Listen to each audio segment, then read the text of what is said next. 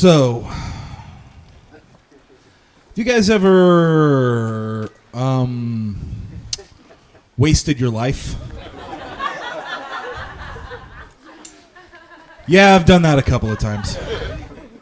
You know how it starts? At first, you're young and you spend a lot of time being angry at the grammar in commercials. It should be, do you have any milk? An Aaron Burr enthusiast would know this.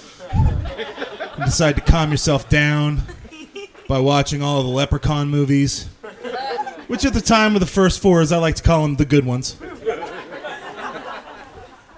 next thing you know, you're 31 years old. You got a message in your Gmail inbox saying some website's got a snapshot of your old GeoCities page. You know, the one that had your top 100 favorite movies of all time when you were a junior in high school. And you decide instead of working on your set list for the backyard show that night, you'd update the list. Because fuck it, Snatch has come out since then. So let's go over that list, shall we? Movie number 100, Uncle Buck. Bam! Solid film right off the gate. Movie number 99, Outside Providence. Not a usual choice, I know, but I think George Wendt and Alec Baldwin work really well together in that movie. Movie number 98, Howard the Duck. How'd that get in there? Movie number 97, Law and Order. Now that's a TV show. And movie number 96, Malcolm in the Middle. Apparently, at some point, I just got high and started listing off TV shows. But not even in the order that I like them, because I like Arrested Development a lot more than I like Silver Spoons, and Arrested Development is 64, and Silver Spoons is number 12. End of joke. I was driving to Target, and I saw one of Los Angeles' many adult book arcades. And on the sign underneath Adult Book Arcade, it very clearly said, toys, DVDs, lotions, and potions. Potions. I don't know if you guys are familiar with a potion, but Webster's dictionary defines a potion as fucking magic. Yes, over here we have the dildos, and over here we have the copies of Ass Blaster 6, and over here is for the lotion for when you masturbate, and if you want to turn someone into a frog, over here is where you don't get it mixed up with the lotion, you'll get the frog dick.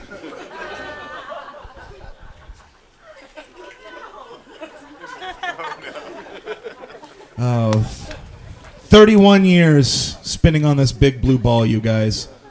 And I have yet to once close a set of Venetian blinds correctly on the first go.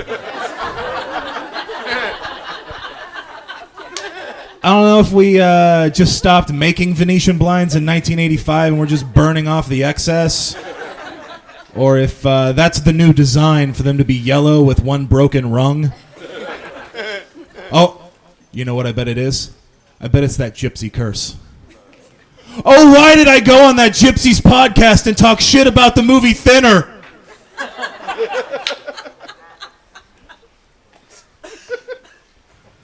Oh. I went to Norm's at 3 o'clock in the afternoon because Papa got day drunk. And sat down at the counter.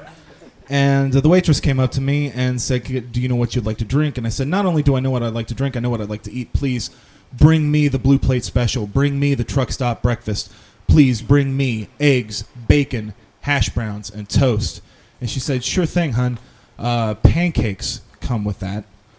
And now let me ask you guys a question. What do you guys think about pancakes? Love them. Yeah, love them and woo and such. Okay, good. All right, well, I have a different opinion of pancakes, because if someone were to ask me if I like pancakes like in the middle of a stack of pancakes, my answer would be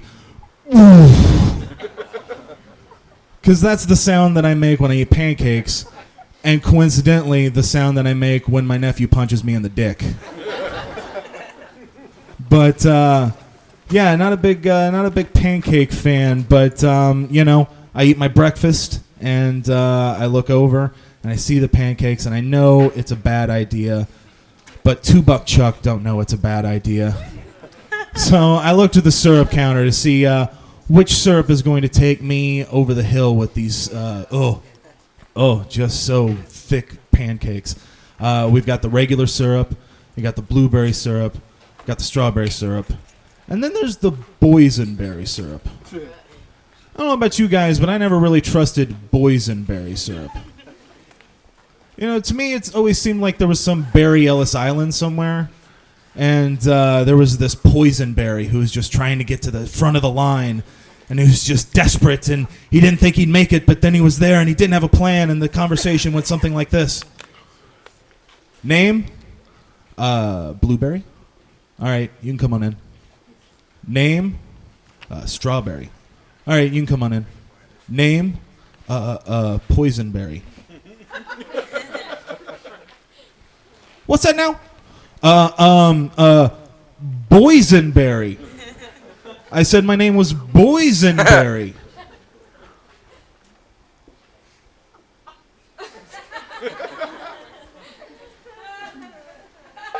All right, you can come on in. You know, that guy got fired the next day. His boss comes in and he goes, yesterday you let in something called a raspberry. Raspberry. Does that sound very good to you?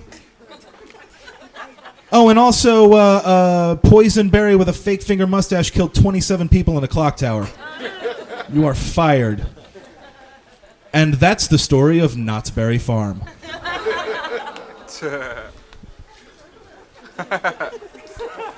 I live my life with a lot of fears and regrets, you guys. And one of my biggest fears is that whenever I die, my tombstone is going to read, "Here lies Doug Driesel Jr.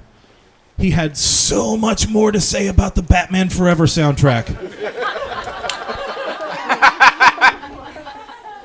So in order to alleviate those fears, here's some Batman Forever soundtrack material, you guys. Yeah. Point number 1. It had a Brandy song on it. So automatically it is the most 1990s thing to ever happen. It's like Kid Rock and Furby just kind of smushed together. Point number B. Kiss from a Rose happened. All right, guys? We can't do anything about it. We can't go back in time and stop him from recording Kiss from a Rose. What are you suggesting we go back in time and do that? Because that is a misuse of time travel, and I will not have it. You know what? Screw it. If it would have meant we didn't have to hear Kiss from a Rose, I'm not normally in favor of clubbing baby seals, but in this case, I would have been all for it. Point Roman numeral 3.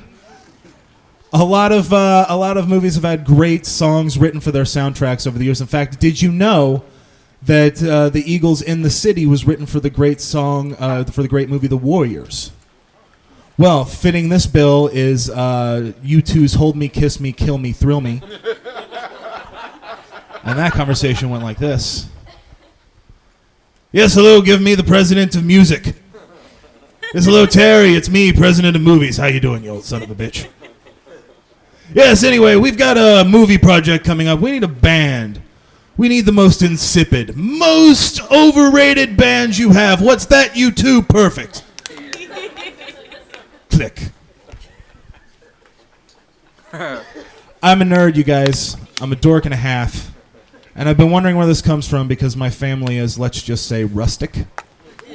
And I've been thinking about it, and it definitely comes from my mom because of this story. And during college, my VCR broke, and I happened to go home that weekend, and I told that to my mom, and she said, "Well, just take the one in my room." So I said, sure enough, I do. I go home, I hook it up. I'm about to put that tape in to tape that tonight episode of Buffy the Vampire Slayer while I sleep through my Alfred Hitchcock class, and it won't go in.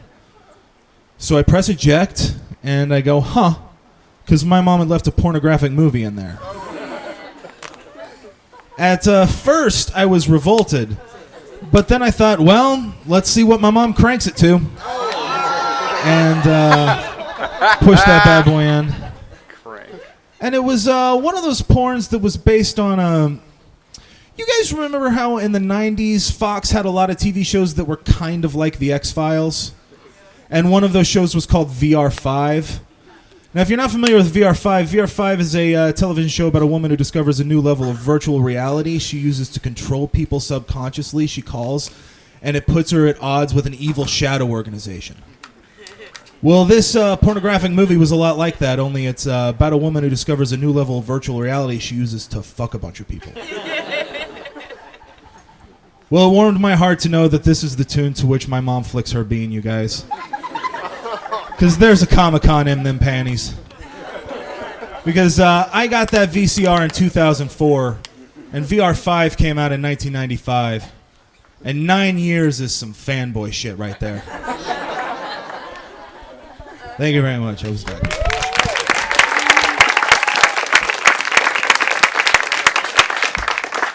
Doug Driesel Jr.